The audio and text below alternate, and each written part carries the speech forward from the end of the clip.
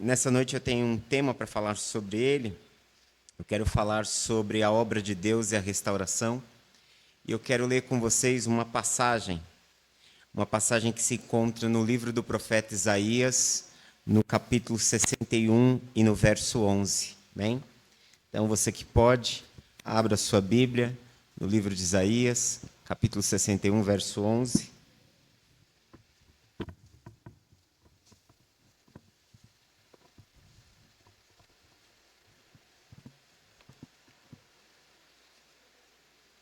E eu quero falar sobre a obra de Deus e a restauração. Eu vou estar lendo o texto, diz assim: Porque assim como a terra faz brotar a planta e o jardim faz germinar a semente, assim o soberano, o Senhor, fará nascer a justiça e o louvor diante de todas as nações. Amém? Pai, essa é a tua palavra. Fala aos nossos corações por tua misericórdia e graça, em nome de Cristo Jesus. Amém? O livro do profeta Isaías, ele é um livro que contém muitas mensagens, muitas profecias. Ele é um livro que, basicamente, muitos comentaristas têm dito e têm até questionado muitas vezes a autoria do texto de Isaías pela diversidade de literatura e de textos que estão presentes. Basicamente, nós podemos dividir o livro de Isaías em três partes. Do capítulo 1 até o 39, você tem o chamado primeiro livro de Isaías. Depois do capítulo 40 até o capítulo 55, nós temos o segundo livro de Isaías. E do 56 até o 66, nós temos o chamado terceiro livro de Isaías. Alguns comentaristas modernos acreditam que esse livro, o terceiro Isaías, foi escrito na época do cativeiro babilônico, na época em que o povo de Israel estava preso na Babilônia. Ou seja, então alguns acreditam que possa até não ter sido a autoria do próprio Isaías, mas o texto chegou em nossas mãos, o texto chegou na comunidade de Israel e o texto chegou nas mãos da igreja como uma unidade. Então nós tratamos esse texto como sendo integralmente um texto do profeta Isaías para o povo de Deus. E uma coisa que nos chama a atenção na literatura, nessa literatura, é porque, por vezes, Isaías apresenta em seu livro que Deus ele estará restabelecendo a criação. E a imagem que ele traz para essa restauração de Deus em meio à criação, ela remonta ao Jardim do Éden. Você pode ver que o texto que nós acabamos de ler, no versículo 11, diz assim: E as suas portas permanecerão abertas, diz o texto, porque assim como a terra faz brotar a planta e o jardim faz germinar a semente, assim o soberano Senhor fará nascer a justiça e o louvor diante de todas as nações. Ou seja, a imagem do jardim é uma imagem muito presente dentro não somente do texto de Isaías, mas dentro da literatura profética. Por quê? Porque o jardim representava todo o cuidado de Deus, toda a providência de Deus. Quando você lê os 2 primeiros capítulos do livro de Gênesis, uma coisa fica clara, que Deus cria o jardim e coloca o homem ali, coloca o homem naquele jardim provido de todos os recursos, provido de todo o cuidado, provido de toda a bondade de Deus. Foi a desobediência humana que fez com que a vida se tornasse caótica. Foi a rebelião humana que fez com que a fome, a dor, a miséria e o sofrimento entrassem na história humana.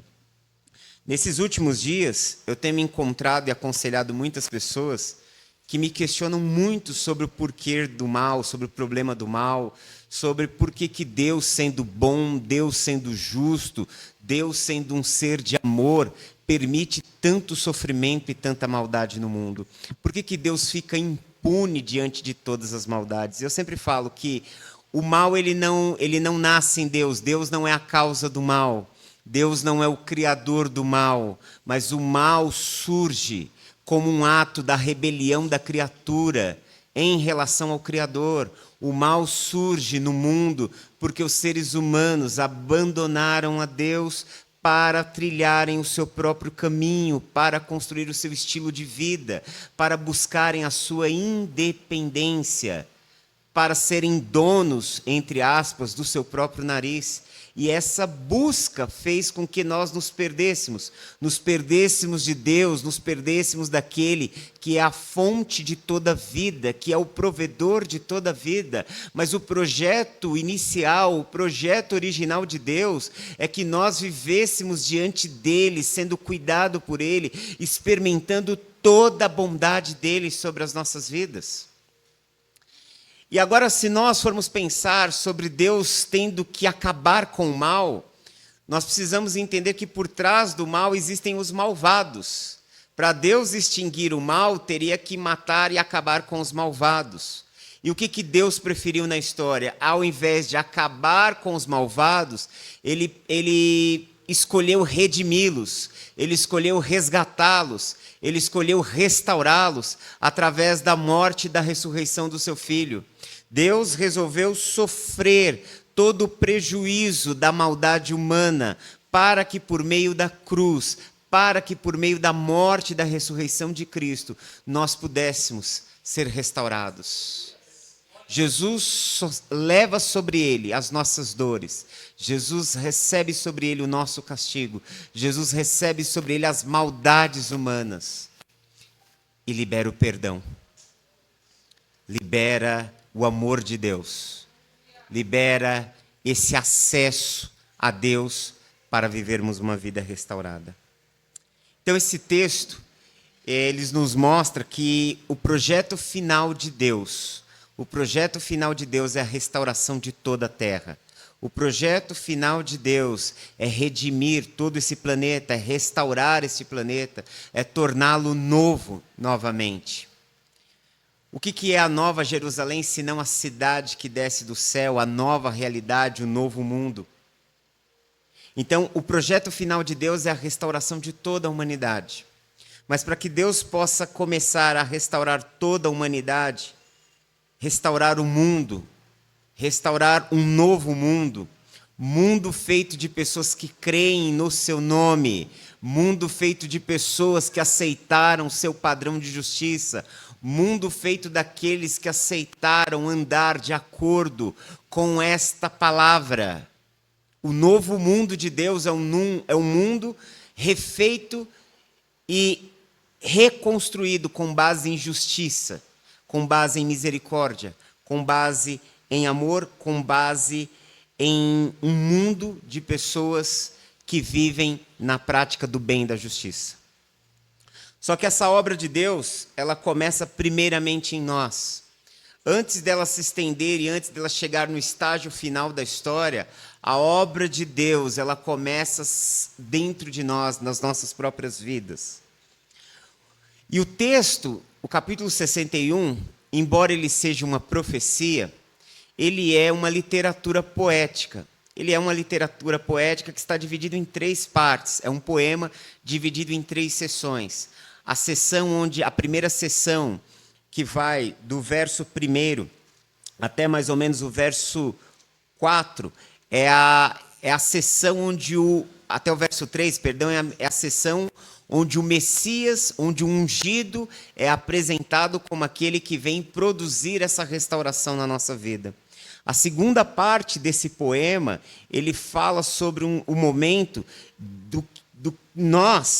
aqueles que forem sendo restaurados, como eles irão viver.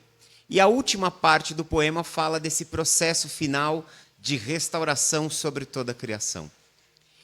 E aí o que nós vamos entender? Esse texto de Isaías 61, o versículo 1 e 2, o segundo versículo, ele começa dessa forma, dizendo: o Espírito do Senhor Deus está sobre mim, porque o Senhor me ungiu para levar boas notícias aos pobres. Enviou-me para cuidar dos que estão com o coração quebrantado e anunciar a liberdade aos cativos e libertação das trevas aos prisioneiros e para proclamar o ano da bondade do Senhor. Esse texto que eu acabei de ler fala de ungido, de alguém que foi ungido pelo Espírito do Senhor, de alguém que foi ungido pelo Espírito Santo, e este que foi ungido pelo Espírito Santo se torna o anunciador de boas novas, se torna o libertador e se torna o restaurador. No capítulo 4 do Evangelho de Lucas, Jesus entra numa sinagoga em Cafarnaum, num sábado, e ao entrar na sinagoga, eles estão lendo um texto que é exatamente essa passagem de Isaías 61. E a palavra depois que o assistente leu o texto na sinagoga, ele dá oportunidade para Jesus falar.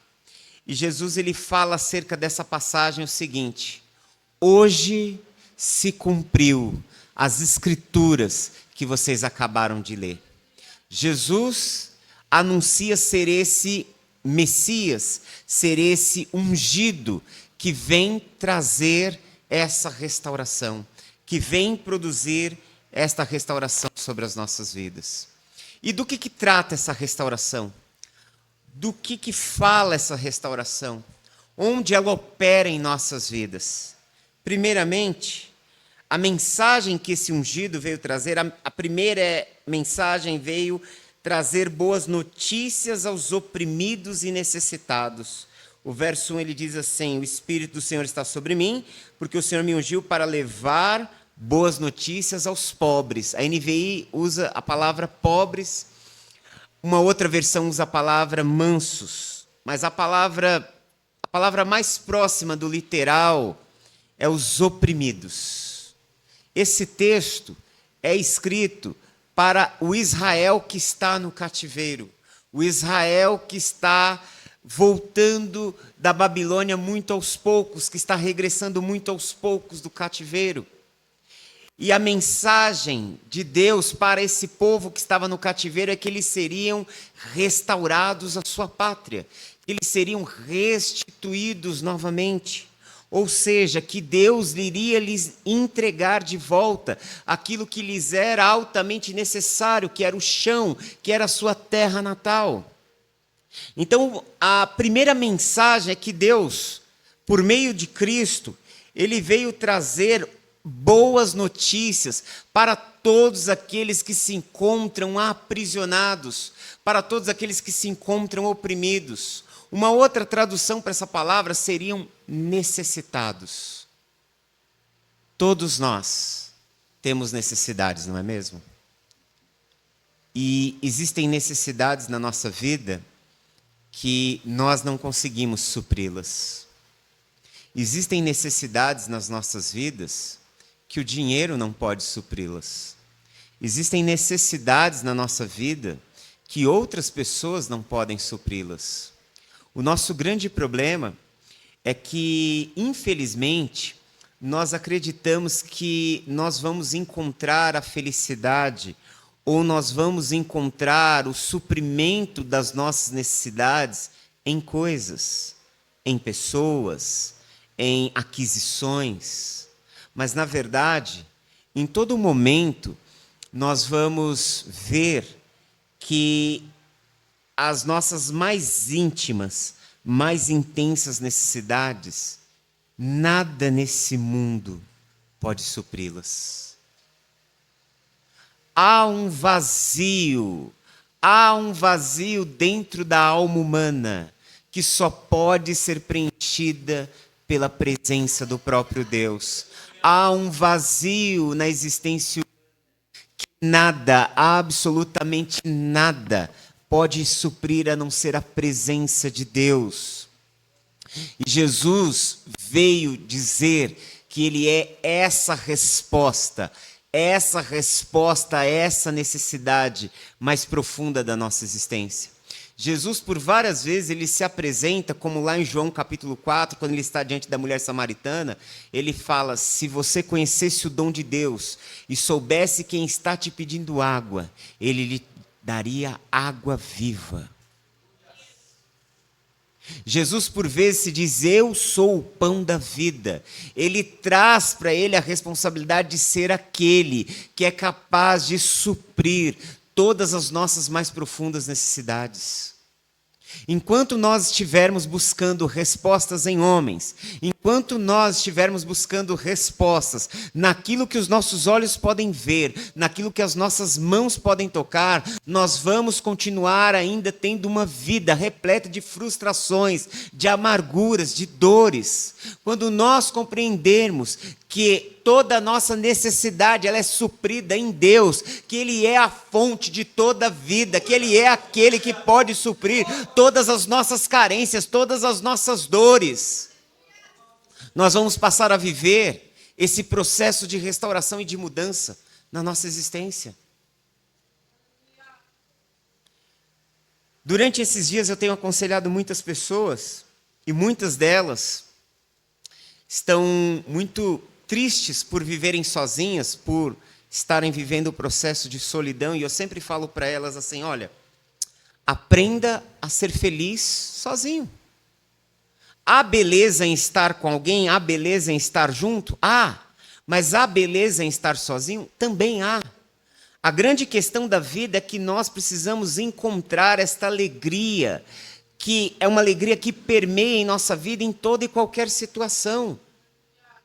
E nós só podemos ter essa alegria que faz com que eu esteja bem acompanhado, faz com que eu esteja bem sozinho, faz com que eu esteja bem quando tudo está bem, faz com que eu esteja bem quando tudo não vai bem, faz com que eu esteja bem quando eu estou saudável, quando as coisas estão dando certo, mas faz com que eu esteja bem quando eu estou doente, quando eu estou passando por provações, quando eu estou passando por dias difíceis. É saber que essa alegria ela vem de Deus, essa alegria vem do fato de que o Senhor está ao meu lado, de que o Senhor está conosco, de que nós não estamos sozinhos nesta vida, de que nós não estamos abandonados à sorte, que a graça de Deus, a bondade e a misericórdia, como diz o salmista no Salmo 23, a bondade e a misericórdia do Senhor nos acompanham todos os dias das nossas vidas.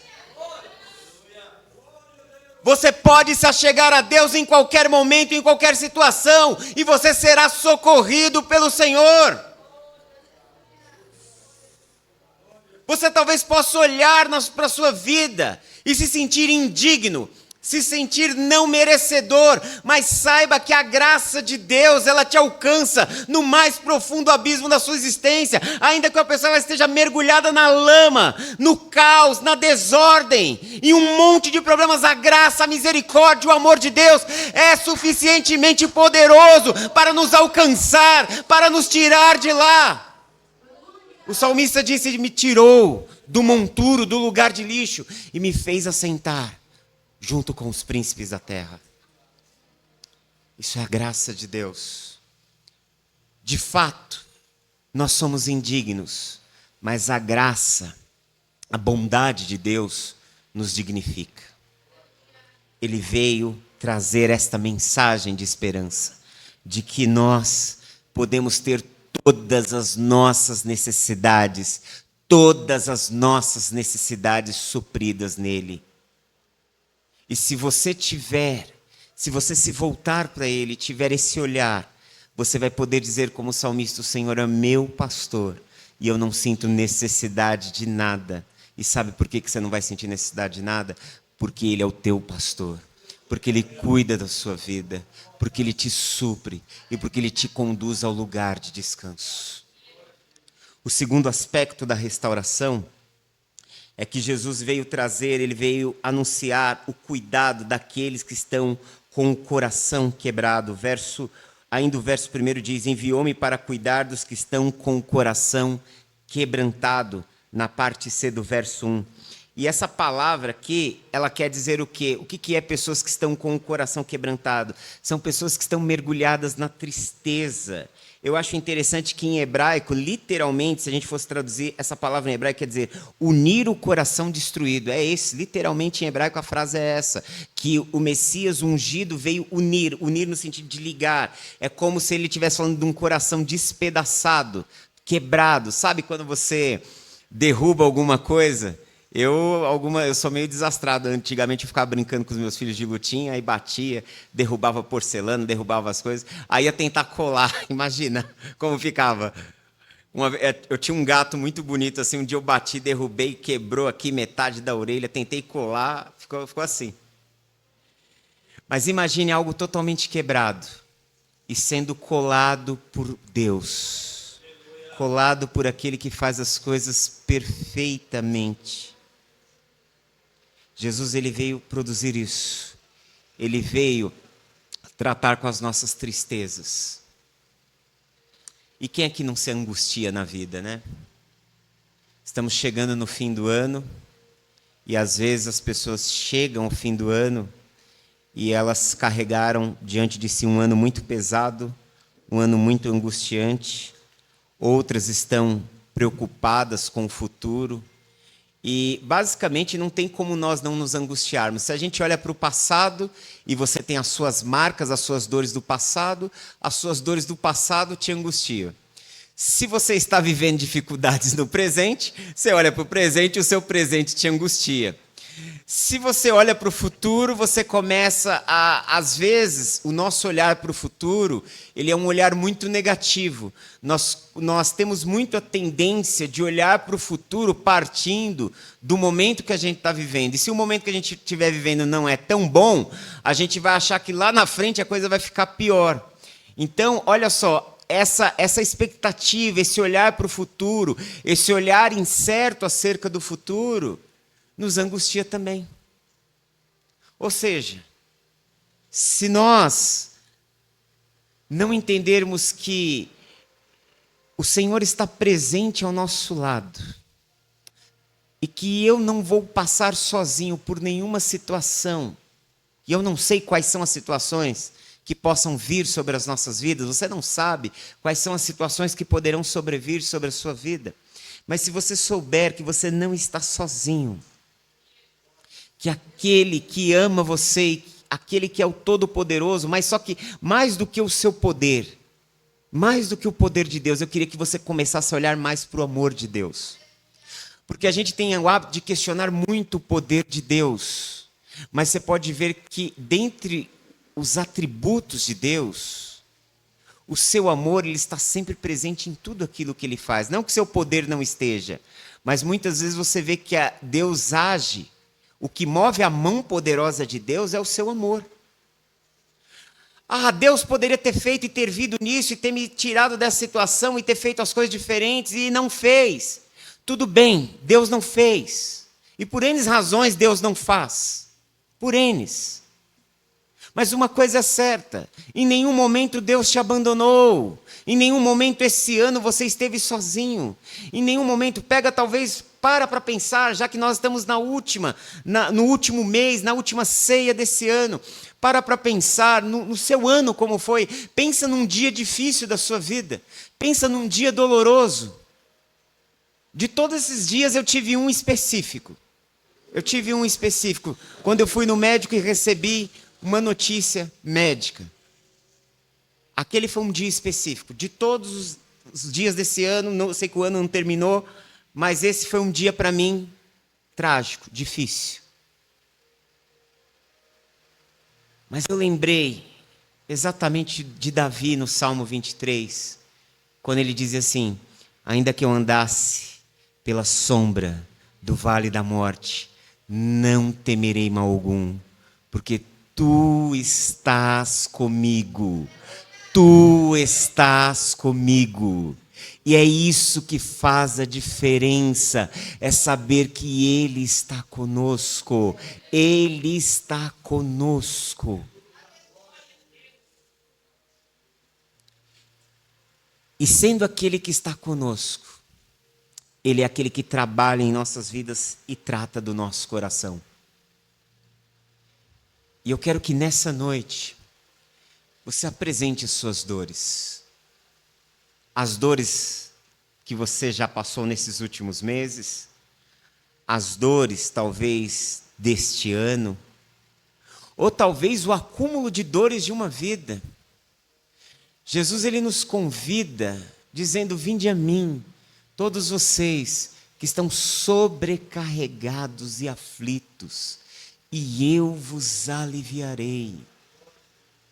Nós carregamos muitos fardos. Tem gente que tem chegado até o dia de hoje carregando uma mochila muito pesada na sua jornada. Joga fora. Joga fora porque ela está cheia de coisas que não te faz bem. Ela está cheia de coisas que têm impedido a sua caminhada. Ela está cheia de coisas que têm impedido você ser uma pessoa feliz. Permita que Deus possa construir um caminho novo para você. Permita que Deus possa escrever uma nova história na sua vida. Deixe o passado para trás. Deixe as dores antigas no passado. Deixe que o Senhor construa um caminho novo. Deixe que o Senhor cure tudo aquilo que está ferido. Que Ele comece a consertar, a colar, como o texto diz, a colar tudo aquilo que está quebrado na sua vida, a restaurar tudo aquilo que está quebrado. Ele é poderoso para fazer o que você não pode fazer por você mesmo. Mas enquanto você acreditar, enquanto você estiver seguro na sua posição, você não permite, você não abre espaço para que Deus possa agir. Se renda a Ele. Deixe que Ele tome conta. Deixe que Ele cuide dessa situação. A obra de Deus em nós passa por esse processo de Deus ter que tocar nas nossas feridas. Deus, Ele não pode curar nada que Ele não possa tocar em você. Deus não pode tratar nas nossas vidas nada daquilo que a gente não dê permissão para Ele. Se você quer viver uma vida transformada, se você quiser viver uma vida restaurada, se você quiser experimentar uma realidade nova na sua vida, permita que Deus toque em situações na sua vida que você mesmo não permite se tocar. Deixe Ele tratar isso no seu coração. Vai ser doloroso? Vai. Você já viu um médico fazendo uma redução de um osso quebrado? Ele vai lá, ele pega aquela parte, um braço quebrado, ele puxa até colocar no lugar. Imagine, a pessoa teve a dor da fratura e tem a segunda dor de ter o osso sendo trazido, a força para o lugar. Mas é restaurado. Eu não estou dizendo que ter um encontro com Deus não doa. Eu não estou dizendo que permitir que Deus trate das nossas feridas não doa. Lógico que vai doer. Porque Deus vai expor as nossas feridas e vai tocar nelas. Mas é o único caminho de nós vivermos restaurados e curados. Tem pessoas que muitas vezes caem nas mesmas situações. E sabe por que uma pessoa cai repetidamente na mesma situação? Porque existe algo na vida dela que ela não permite que Deus trate para que ela seja liberta, para que ela possa ser desatada, para que essas correntes possam ser quebradas e ela possa viver em liberdade. No dia que você permite que Deus toque nisso, nessa área, você não cairá mais nisso, porque a liberdade que Deus nos traz, a libertação que Deus nos proporciona, é uma libertação que nos faz verdadeiramente livres. Jesus disse: se vocês ouvirem as minhas palavras e guardarem os meus ensinos, vocês serão os meus discípulos, vocês conhecerão a verdade, e a verdade vos libertará. Seremos livres. Não vamos mais viver num ciclo vicioso. Muitas vezes, entra um ano, sai ano, parece que as coisas não mudam. Na nossa vida, quando a gente vê, a gente se depara sempre com as mesmas situações, sempre as mesmas coisas acontecem, sempre as coisas parecem que elas dão a volta e caem no mesmo ponto. Por quê? Porque existem situações que Deus quer tratar e que você e eu muitas vezes não permitimos que Ele trate, por isso essas situações voltam. Elas voltam para ser um momento de divisor de água nas nossas vidas. Elas voltam para que novamente nós sejamos testados por Deus. Deus nos coloca à prova. Tipo, e agora, filho? E agora, filha? Vai permitir que eu trate isso? Vai permitir que eu mexa nisso? Vai permitir que eu ponha a minha mão nisso? E aí a gente não permite. E aí a vida dá outra volta e cai no mesmo lugar. E aí a gente não anda numa linha reta. A gente fica em círculos. Isso vai nos desgastando, isso vai nos cansando, porque nós vamos nos tornando parecido com o povo no deserto, que depois de 40 anos estavam ali, 4 décadas caindo nos mesmos erros, na murmuração, na incredulidade, na rebelião à autoridade de Moisés, na rebelião à autoridade de Deus. Entrava ano, saía ano, entrava década, saía década, caindo nas mesmas situações. E essas mesmas situações só faziam com que a terra da promessa se tornasse cada vez mais distante. Da mesma forma, Deus tem promessas nas nossas vidas e nós precisamos caminhar para as promessas de Deus. Nós precisamos caminhar para viver tudo aquilo que Deus tem para a nossa vida. Mas como nós vamos caminhar em direção àquilo que Deus tem para a nossa vida se a gente fica andando em círculos? Como é que nós vamos alcançar o lugar de chegada se nós não saímos do mesmo lugar? O Senhor... A palavra de Deus diz em Isaías 10, 27, acontecerá naquele dia que o fardo será tirado dos seus ombros e o jugo será despedaçado do seu pescoço por causa da unção. A presença de Jesus, a presença do seu Espírito em nós, é uma presença libertadora, é uma presença restauradora. Hoje o Senhor quer construir um caminho reto para você. Um caminho reto onde você possa andar na direção sendo conduzidos por Deus para viver tudo aquilo que Deus tem para a sua vida. Vamos quebrar com esses ciclos de malignidade, com esses ciclos na nossa vida não podem mais prevalecer. Você precisa viver aquilo que Deus tem para você.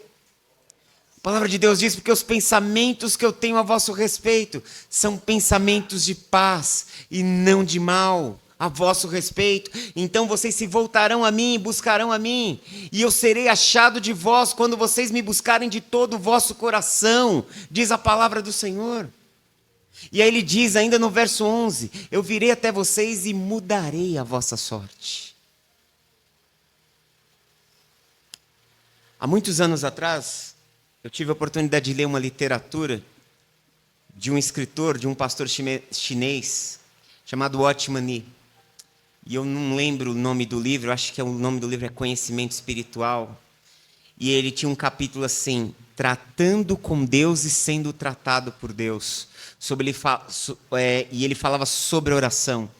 E ele falava que muitas vezes nós nos aproximamos diante de Deus, nós oramos algo diante de Deus, só que a nossa oração, ela é vazia. Não existe aquele clamor que sai da alma. A gente fala que a gente precisa daquilo. E aí a gente deixa para lá. Ou a pessoa, ela insiste, ele fala de uma pessoa que vai muitas vezes a Deus orando acerca da mesma coisa. E Deus não a responde acerca daquilo que ela está orando. Por quê? Porque ela está orando superficialmente. Porque aquilo ainda não doeu nela. Porque aquilo ainda não se tornou uma necessidade vital nela. Porque ela ainda não deseja de todo o coração que Deus responda a sua oração. Em hebraico, no judaísmo, nós chamamos isso de kavaná. Kavaná é quando você ora com toda a intensidade da sua alma. Quando você ora com todo o desejo, ora como se fosse o seu último suspiro de vida aqui na terra. Essa era a oração de Ana naquele dia. Embora os seus lábios estivessem apenas balbuciando e fosse até julgada como uma mulher embriagada, Ana estava pedindo a Deus um filho. Ela estava ali gemendo nas suas entranhas. Aquilo era necessário, era algo que ela clamava diante de Deus, que ela já não podia mais viver sem aquilo. Quando nós aprendermos a tratar, a olhar para as situações das nossas vidas, que elas precisam ser tocadas e mudadas, quando a gente enxergar que o pecado é pecado, quando a gente enxergar que as nossas limitações são limitações, que as nossas feridas são feridas, e a gente trouxê-las para tratar com seriedade diante de Deus, tratar como sendo algo pelo qual eu não posso continuar a minha jornada, caindo e lidando com as mesmas coisas, nós vamos viver a resposta dessa oração. Nós seremos restaurados. Veja só o que diz Jeremias 29. Vocês me acharão quando vocês me buscarem de quê? De todo. De todo. Não é metade. Não é um quarto. Não, de todo. Não é 90%. Não é 95%. Não é 99%. De todo o coração. E aí vocês me encontrarão. E aí eu mudarei a história de vocês. Então eu acho que hoje deu para a gente começar a entender o que é uma oração que Deus responde. É uma oração que brota de uma real necessidade. É uma oração, Deus traz resposta à oração que brota de um clamor que flui do nosso íntimo, que flui das nossas entranhas, onde a gente reconhece que não dá mais para continuar sem aquilo. E eu queria que nós pudéssemos sair daqui hoje com essa consciência de que nós não podemos mais viver esse ciclo de repetições na nossa vida, que esse ciclo já nos cansou, que dar um giro de 360 graus e cair no ponto zero, voltar para o ponto zero é muito ruim, porque o tempo está passando, as nossas forças estão indo embora, nós estamos envelhecendo e a gente precisa viver aquilo que Deus tem para nós. Então eu gostaria que você começasse a clamar a partir de hoje. Eu queria que você tirasse esse mês, se você pudesse orando, sabe? Um mês onde nós estamos vivendo tanta coisa nesse mundo que você não tem nem ideia, eu também não tenho, mas pelo menos eu procuro estar muito informado sobre as coisas que estão acontecendo no cenário político, no cenário internacional, no cenário econômico do mundo. E cada vez que eu olho o desenho, as configurações, as coisas que estão se formando, são estarrecedoras. A gente está numa virada que pode ser assustadora. Ninguém imaginava que ia sair de 2019, entrar em 2020 e encarar uma pandemia que encarou. Ninguém imaginava. Assim como a gente não sabe o que vai encarar no próximo ano. Eu quero te convidar a buscar a Deus esse mês. Nós estamos no primeiro dia do mês. Se você puder, chega na sua casa, antes de você dormir, e busca o Senhor, e peça para que Ele comece a mudar esses ciclos, a quebrar essas coisas da sua vida, a revelar a vontade dEle, a te levar a experimentar mais dEle sobre a sua vida.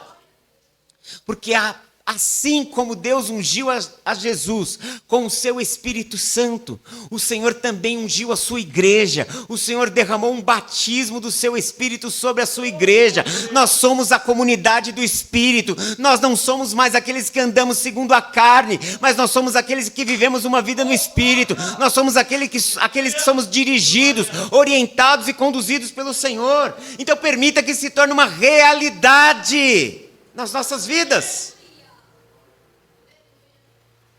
E aí nós caminharemos para o novo. Para o novo. A terceira ação do Messias sobre as nossas vidas, a terceira ação de Jesus, a terceira ação de Deus no processo de restauração nas nossas vidas, é exatamente o que diz no verso 1, no finalzinho, onde ele diz aqui: anunciar liberdade aos cativos e libertação das trevas aos prisioneiros. E nesse último trecho aqui, libertação das trevas aos prisioneiros, talvez na sua Bíblia esteja assim, porque você tem uma Bíblia que está traduzida do hebraico para o português. Mas o texto que Lucas trouxe lá no capítulo 4 diz: abrir os olhos aos cegos. E por que tem uma nota diferente? Porque Lucas ele usou a Bíblia grega, ele usou a Septuaginta. E na Septuaginta o texto está traduzido exatamente dessa forma: abrir os olhos aos cegos. E Jesus ele trouxe para si essa prerrogativa, que ele veio abrir os olhos aos cegos. Então, a terceira ação da obra de Deus na nossa vida, da restauração que Deus está promovendo em nossa vida, é nos libertar das ilusões. Gente, como é difícil abrir os olhos. Como é difícil. Olha, eu tenho 42 anos, e eu te digo que dos 40 para cá que meus olhos começaram a abrir para muita coisa. E olha que eu sempre achei que eu discernia bem as coisas. Na verdade, fui um tolo presunçoso. As coisas estão começando a ficar mais claras de 2 anos para cá. Sabe por quê? Nós vivemos num mundo, um mundo de sedução. Nós vivemos num mundo e numa sociedade que faz apelo aos sentidos 24 horas por dia. Você quer ver um lugar onde mais os seus sentidos sofrem apelos? Quando você está com o seu smartphone na rede social, vai me dizer que você nunca fez uma compra na vida por impulso. Que você nunca foi ali, acabou comprando uma coisa assim, olhou rapidinho e tal, no impulso. Com certeza já fez isso. Por quê? Porque o marketing da nova sociedade, o marketing do novo mundo, eu falo isso como estudante de marketing. Estou indo para o 2º ano da faculdade de marketing. O marketing, ele é uma das ferramentas mais poderosas de sedução que pode existir. Meu filho mais novo, ele faz administração, né? Então ele faz administração, eu faço marketing. Brinquei com ele, vamos abrir uma empresa, ano que vem nós dois nos formamos, vamos abrir uma empresa. E assim, o marketing é o que faz com que uma empresa ela consiga vender. É o que expõe, é o que dá credibilidade, é o que fortalece o nome. O marketing é aquilo que faz conhecido, é aquilo que te cativa. E o marketing dos nossos dias, ele é permeado por esse sentimento, por essa ação, que eu posso chamar de uma ação do mal. Eu posso dizer que por trás de todo esse movimento de apelos que a gente vê em redes sociais, principalmente hoje, que a gente vive, né, nesse mundo digital, ela é um apelo, que eu posso dizer, daquilo que Paulo fala em Efésios capítulo 6, sabe? Ele fala assim, olha, se revistam de toda a armadura de Deus, para que vocês possam resistir no dia mal, porque a nossa luta não é contra a carne e o sangue, mas são contra principados e potestades e dominadores. Quando ele fala e ele usa esses termos, ele não está falando de demônios que muitas vezes você vê em cultos de libertação, possuindo pessoas. Não. Ele está falando de ações espirituais que estão por trás da cultura, que estão por trás do governo, que estão por trás da economia. Forças essas que elas não saem assim tão facilmente, que você não consegue dizer, sai em nome de Jesus, porque o mundo todo está abraçado, envolvido por ela. O mundo todo jaz no maligno, como diz Jesus. Ou seja, é um mundo manipulado e movido por essas forças espirituais. E nós vivemos no meio disso, nós caminhamos no meio desse mundo, dessa sociedade, que ela é controlada pelo diabo. A real é essa, a sociedade, a cultura, o mundo é controlada pelo diabo.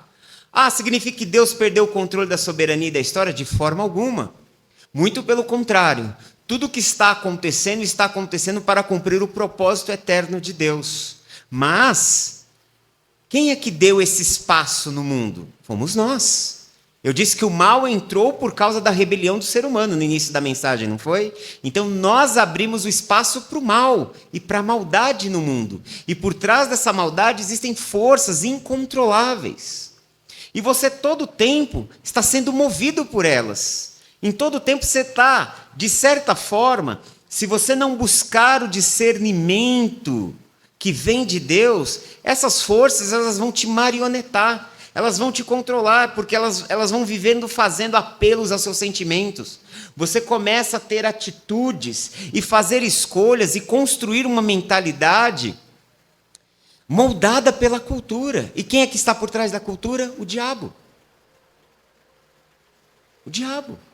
Você pode ver que as pessoas hoje, as ideologias políticas, as ideologias sociais, as ideologias construídas, elas não têm base nas Escrituras.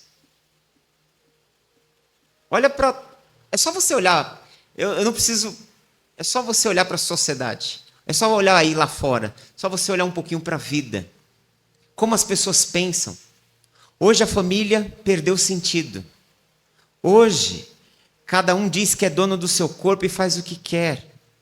Mulheres abortando crianças, dizendo: o corpo é meu corpo. Como é que é? Meu corpo, minhas regras, né? Outro dia alguém me perguntou sobre isso. Então, e essa questão do meu corpo, minhas regras? Eu falei: ok, se vale seu corpo e suas regras, mas quando você aborta, você está pegando o outro corpo.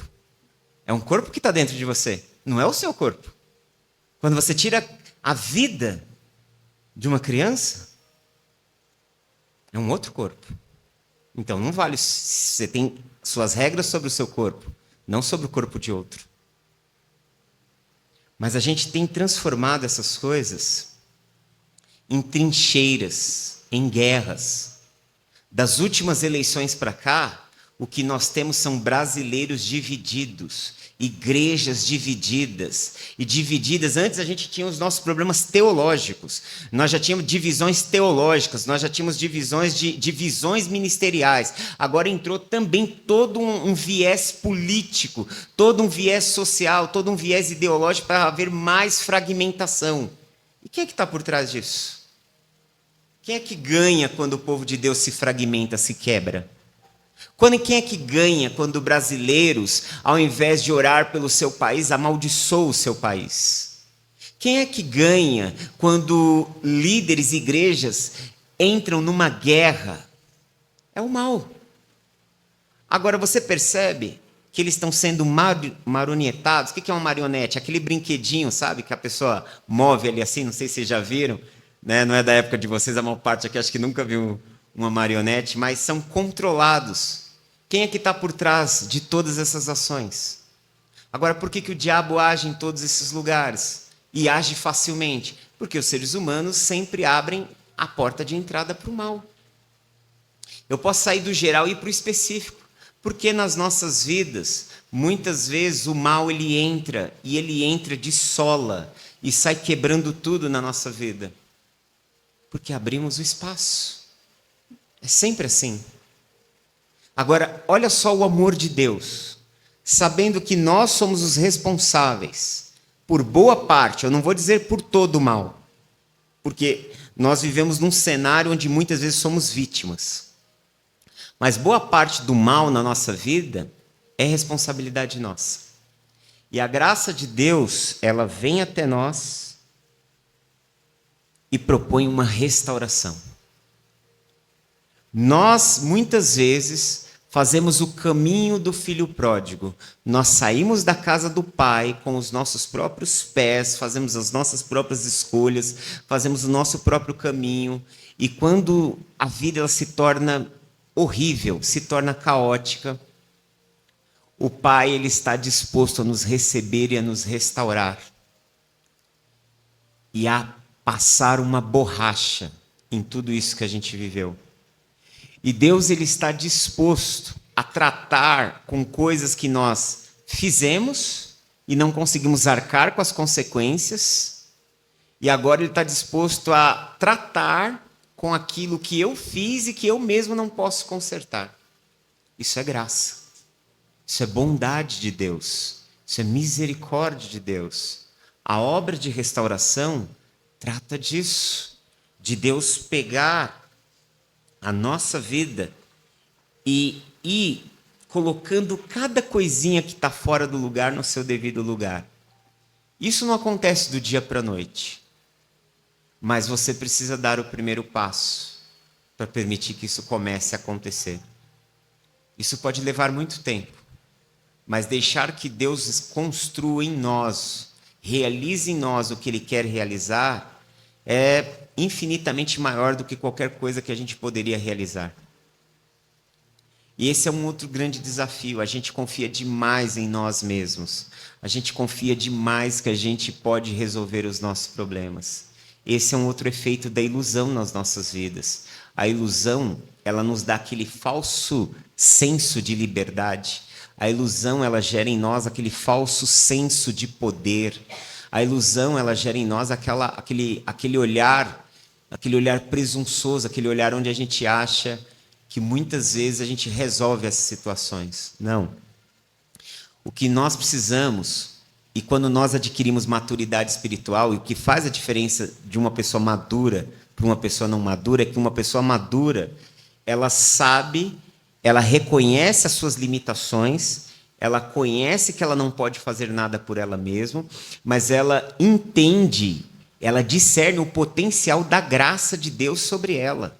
E o potencial da graça de Deus sobre ela pode levá-la a romper com obstáculos, a vencer situações difíceis, a superar situações, entendeu?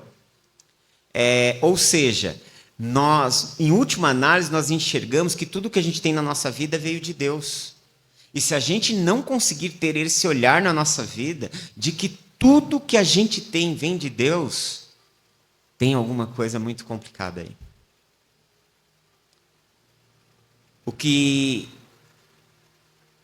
Enquanto eu preparava essa mensagem, na verdade eu não preparava, eu me debatia com ela, ela me batia, né, e eu até comentei com o pastor Júnior, não foi a questão da análise, não foi questão do texto, não foi questão das questões acadêmicas acerca desse texto, não.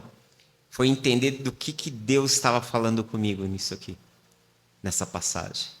Entender do que Ele quer de mim, do que Ele quer de nós como igreja, do que Ele quer fazer nas nossas vidas e do quanto nós precisamos permitir que Deus faça isso. O quarto, e aí eu vou estar parando por aqui, o quarto processo é consolar todos os tristes. O verso 5 ele diz assim, verso 2, parte B. E dar a todos os que choram em Sião uma bela coroa em vez de cinzas, óleo de alegria em vez de pranto, e vestes de louvor em vez de espírito deprimido. Eles serão chamados carvalhos de justiça, plantio do Senhor para a manifestação da sua glória. Ou seja, a obra de Deus em nós passa por esse processo de construir para nós uma nova realidade. Eu acho interessante que todas as vezes que a obra de Deus é realizada como Deus querendo realizar uma mudança muito grande, os autores bíblicos usam sempre essa imagem de vestes, de roupas que estão sendo trocadas. Você pode ver que na própria parábola do filho pródigo, quando o filho volta para o lar e o pai o restaura, o que o pai faz? Troca a roupa, troca as sandálias e coloca um anel, entendeu? Você pode ver lá em Apocalipse, né? Ao vencedor, a uma das igrejas, darei que seja vestido de vestiduras brancas. Ou seja, sempre tem essa conexão com uma mudança de veste. Por quê? Porque as vestimentas caracterizam alguém, de certa forma. Querendo ou não, ela simboliza um estado de alma. Na comunidade de Israel, quando alguém estava de luto, ou quando alguém estava passando por um profundo sofrimento, ela se vestia de panos de saco, ou seja, ela pegava um pano de saco, cortava ali, colocava os braços ali e se vestia. E aquilo simbolizava o luto, aquilo simbolizava a tristeza, aquilo simbolizava uma profunda dor. Ou seja, se você olhasse para alguém com uma veste de pano de saco, e aí a pessoa pegava e jogava cinzas, sabe? Cinzas de carvão na sua cabeça. Se você visse alguém marcado com essas cinzas, desenhado essas cinzas, você sabia de longe que essa pessoa estava marcada pelo luto, pela dor, pela agonia. E aí o texto diz que Deus ele quer trocar as nossas vestes, mas não é por qualquer veste no texto. Preste atenção que as roupas aqui são roupas de sacerdotes, são roupas sacerdotais. O texto fala de uma veste, fala de coroa e fala de óleo sagrado. Ou seja, quem são os sacerdotes? São aqueles que vivem em conexão com Deus. Deus quer trazer uma mudança nas nossas vidas para sairmos de todo estado de agonia, de aflição, de dor, de vergonha, de humilhação, para vivermos um estado de honra, para vivermos em um estado onde nós vamos viver em comunhão com Deus.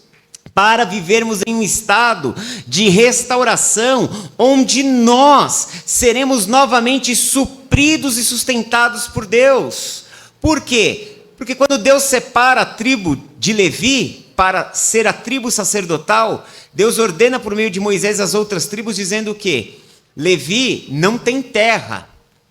Não tem terra entre vocês. Então vocês vão suprir a tribo de Levi. E a comunidade, a tribo de Levi, iria entender o quê? Que Deus supria aqueles a quem Ele trouxe para a sua presença. Aqueles que foram chamados para estar diante de Deus, aqueles que foram chamados para estar em comunhão, em unidade com Deus, vão experimentar a ação de Deus, vão experimentar o suprimento de Deus, vão experimentar a cura de Deus, vão experimentar a provisão de Deus. Em Levi, Deus estava mostrando o sinal da restauração. Na tribo de Levi, Ele estava dizendo, olha, assim como no Éden, o primeiro casal era suprido em todas as coisas, porque eu era o pai, eu era o supridor, eu era tudo para eles. Esta tribo agora ela representa esse sinal que um dia se estenderá a todas as nações da terra, quando Jesus voltar e estabelecer o seu reinado e o seu governo, o reino de Deus se estabelecer sobre essa terra. Mas sobre nós existe essa realidade de que se você permitir que Deus restaure, se permitir que Deus toque em sua vida, e você se aproximar dEle e buscar dEle, você vai ver que Ele vai suprir todas as suas necessidades. Necessidades físicas, necessidades existenciais, necessidades na sua alma. Deus quer começar a reconstruir um jardim em você. O jardim de Deus é a sua própria vida. Você é esse jardim. Você é esse jardim que Deus quer cuidar. Você é esse jardim a qual o Espírito Santo habita dentro de você e fará a manutenção de todas as coisas, colocando todas as coisas no devido lugar. Você é esse jardim que irá florescer. Você é esse jardim onde águas irão brotar, águas vivas. Você é esse jardim onde o Senhor vai visitar todos os dias. Você é esse jardim onde a glória de Deus quer repousar e construir e fazer morada.